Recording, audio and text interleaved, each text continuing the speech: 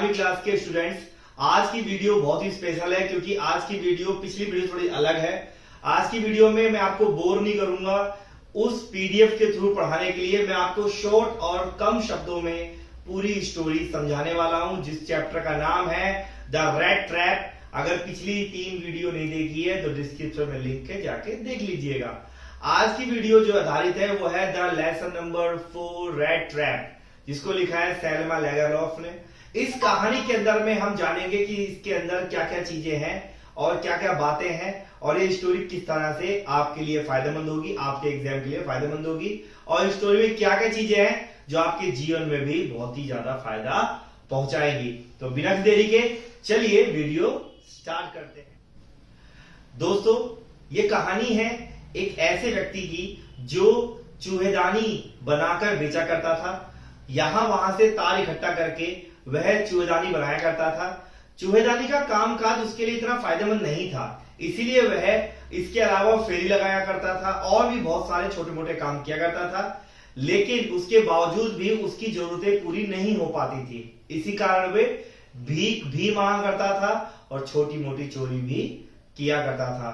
यहां उसने अपने मन में एक धारणा बना रखी थी। उस आवारा व्यक्ति ने, उस रेड ट्रैपर ने, उस व्यक्ति ने एक धारणा बना रखी थी कि ये जो पूरा संसार है, ये जो पूरा संसार है, ये समझ लीजिए कि एक तरह की चूहेदानी है, और जो आसपास की चीजें हैं जो जिसको आप पाना चाहते हो, ये वो टुकड़ा है पनीर का, ये वो टुकड़ा है रोटी का जो एक चूहे को आकर्षित करते हैं पिंजरे में बंद होने के लिए। ठीक उसी प्रकार जब आप किसी चीज को पाने के लिए आकर्षित होते हो तो आप भी इस संसार में जो चूहेदानी है इसमें बंद हो जाते हो।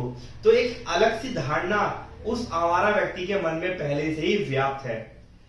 उस दिन क्या हुआ ऐसा कि वह एक नॉर्मल, जिसपे हम लोग रोज चलते हैं फुटपाथ पर, वहां से चल के जा रहा था। शाम का समय था, हल्का ठंडा मौसम था। उसके मन में एक बात आई कि यार रात में ठंड बहुत ज्यादा होगी, मैं अकेला कब चलूंगा। तो उसने देखा कि बगल में ही एक झोपड़ी थी। तो सोचता है चलिए झोपड़ी चलते हैं, अगर कोई वहां मुझे सहारा दे दे तो आज रात में वहां पर आराम कर लूंगा। वो झोपड़ी पर जाता है और जाके दरवाजा खटखटाता है। दरवाजा खटखटाने के बाद एक बूढ़ा व्यक्ति दरवाजा खोलता है और दरवाजा खोलकर देखता है कि ये कौन व्यक्ति आया है। वह बताता है कि मैं यहाँ भटक गया हूँ, रास्ता मुझे याद नहीं है, और मैं एक समझ लीजिए यहाँ पर अनजान हूँ, मुझे एक रात के लिए सहारा चाहिए था। तो बूढ़ा आदमी सोचता है कि यार मैं तो अकेला हूँ, चलो एक से भले दो सही। तो बूढ़ा आदमी कहता चलो ठीक है, तुम्हें घर में आ जाओ। अब वो घर में उसके चला जाता है। तो बूढ़ा आदमी बताता है कि भैया एक राम सजो मिल है जहां पर लोहा पिघलाने का काम होता है, मैं उसमें पहले काम करता था, लेकिन अब मेरी उम्र रही नहीं, इतनी शक्ति, इतनी ताकत रही नहीं शरीर में कि मैं काम कर सकूं। तो मैंने क्या करा, अब मैं दूध निकालता हूं, मेरे पास दूध निकालने के लिए गाय है, उस समय दूध निकाल के अपना दूध बेचता हूं, जिससे मैं करीब 4 कॉर्नर कमा लेता हूं। वो दिखाता भी है कि उसने कैसे खिड़की के पास 4 कॉर्नर अपने रख रखे हैं, वो दिखाता भी है। लास्ट में वो खेलते वेलते हैं, मंजिल कोई खेल है वो खेलते हैं और दोनों वहां से सो जाते हैं। लेकिन चोर चोरी से कहां बाज आता है, उस आवारा के मन में कुछ और चल रहा था। सुबह का टाइम होता है, दोनों एक साथ घर से निकलते हैं, और जब बूढ़ा आदमी चला जाता है अपने काम से तो वो है आवारा फिर वापस लौट कर आता है, खिड़की का कांच तोड़ता है, वो उसका जो बटुआ होता है, पर्स होता है, जो भी कुछ होता है, उसको उठाता है, उसमें से 4 कॉर्नर पैसे निकालता है और वहां से चला जाता है। लेकिन मन में डर तो व्याप्त हो गया। वो नॉर्मल रास्ते से जा रहा होता है, अचानक उसके मन में एक सवाल आता है, कहीं मुझे कोई देख तो ना ले, क्योंकि जब कोई चोरी करता है ना तो उसके अंदर डर रहता है हमेशा कि मुझे कोई पकड़ ना ले। वो सोचता है कि ये रास्ता मेरे लिए सेफ नहीं है, चलो एक काम करते हैं, जंगल के रास्ते से चलते हैं। वो जंगल रास्ते में चला जाता है। जब जंगल में जाता है तो वो एक ही जगह पर बार बार घूम कर पहुंच जाता है। वो डरने लग जाता है कि कहीं मैं रास्ता तो नहीं भूल गया। वो थक कर डर के मारे वहां चुपचाप एक पत्थर पे बैठ जाता है। वो सोच रहा होता है कि मैंने गलती कर दी यार, मुझे ऐसा नहीं करना चाहिए था, ये वो। अचानक उसे आवाज सुनाई देती है कि कहीं पर हथौड़ा पीटा जा रहा है। वो सोचता है कि आसपास में कई जगह है जहां पे लोग काम कर रहे हैं। वो चुपचाप वहां उठता है, उस आवाज का पीछा करता है, और पीछा करते करते वहां तक वह पहुंच जाता है। जब वहां जाता है तो देखता है कि एक फैक्ट्री है जहां पे लोहा पिलाया जाता है, और सबसे बड़ा संयंत्र था लोहा पिलाने का। वो वहां जाता है। वहां जाके बाद वहां पर कई गाय, पशु, जानवर वहां बैठे रहते हैं कि वहां गर्माहट रहती है, और लोग क्या करते हैं, सर्दी के मौसम में वहां के बैठ जाते हैं थोड़ा गर्माहट लेने के लिए। तो वहां जाता है, जो मेन गेट कीपर होता है वो दरवाजा खोलता है तो उसको मना नहीं करता, उसको अंदर आने देता है। वो अंदर आके थोड़ा आराम करता है, आराम कर ही रहा होता है तभी वहां पर वो जो मिल थी, जिस मिल में बूढ़ा काम करता था, वो मिल वही थी। और उस मिल का मालिक जो था, राम सजो वहां मालिक आता है, वो उस भिखारी को देखता है, उस आवारा को देखता है। उसको लगता है कि यार मेरा पुराना कोई दोस्त है जो मेरे साथ पलटन में काम करता था। तो सोचता है कि यार मेरा दोस्त है, वो तो मिलने वाला था, मुझसे आने वाला था। तो भाई वो बोलता है कि आजकल तुमने अपने हाल क्या बना रखा है। तो वो हमारा कहता है कि आजकल मेरा हाथ बहुत टाइट है, मेरी स्थिति इतनी अच्छी नहीं है कि मैं कुछ कर सकूं।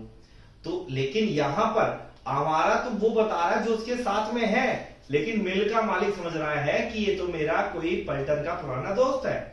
तो वो मिल का मालिक कहता है कि एक काम करो, मेरा क्रिसमस पार्टी है, क्रिसमस का ईव चल रहा है, चालू होने वाला है, टाइम आ चुका है, तो आप मेरे घर चलो। तो वो कहता है नहीं, मैं नहीं आऊंगा आपके घर, वो मना कर देता है। तो मालिक कई बार उसको रिक्वेस्ट करता है लेकिन नहीं मानता। और राम से जो मालिक होता है घर जाता है। घर जाने के बाद वो अपनी बेटी जो एडला को बोलता है कि ऐसे से मेरा दोस्त है, वो मना कर रहा है मेरे घर आने के लिए, यहाँ पर आने के लिए।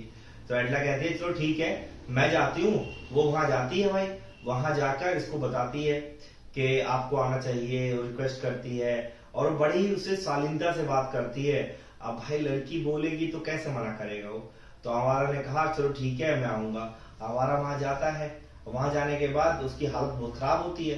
तो जो मिल का मालिक उससे कहता है एक काम करो, पहले तुम नहा वहा लो, फिर उसके बाद हम ब्रेकफास्ट करते हैं। भाई नहाना चला जाता है। जब वो नहा वहा के आता है तो जो उसकी सारी गंदगी बाहर निकल जाती है, वो साफ सुथरा दिखाई दे रहा होता है। मालिक पहचान जाता है कि ये मेरा पुराना दोस्त नहीं है। उसे धमकी देता है कि मैं तुम्हारी कंप्लेन कर दूंगा थाने में।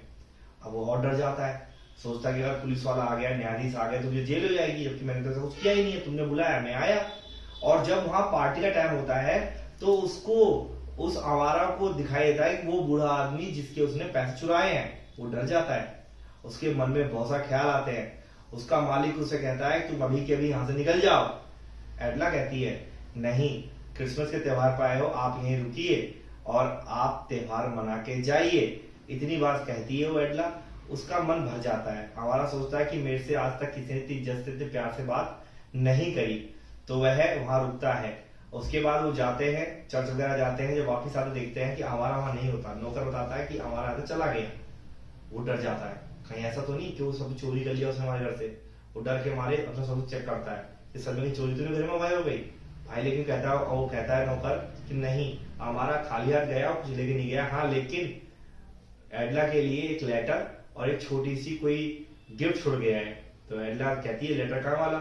एडला लेटर पढ़ती है। लेटर में लिखा होता है कि आपने मेरे साथ अच्छा व्यवहार किया, आपके बातों से मुझे ऐसा लगा कि सच में एक कैप्टन हूँ और मैं इस संसार में चुड़ानी फंस गया था, मेरे मन में लालच आ गया था और मैं इसके लिए माफी मांगता हूँ।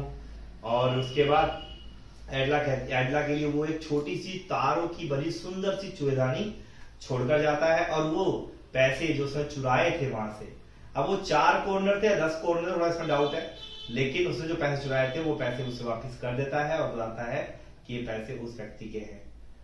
सो दोस्तों, ये जो कहानी है ये मैं जानता हूं मैंने बहुत ही शॉर्ट में सुनाई है और मैं उम्मीद करता हूं कि आपको इस कहानी का जो मोटिव समझ में आ गया होगा।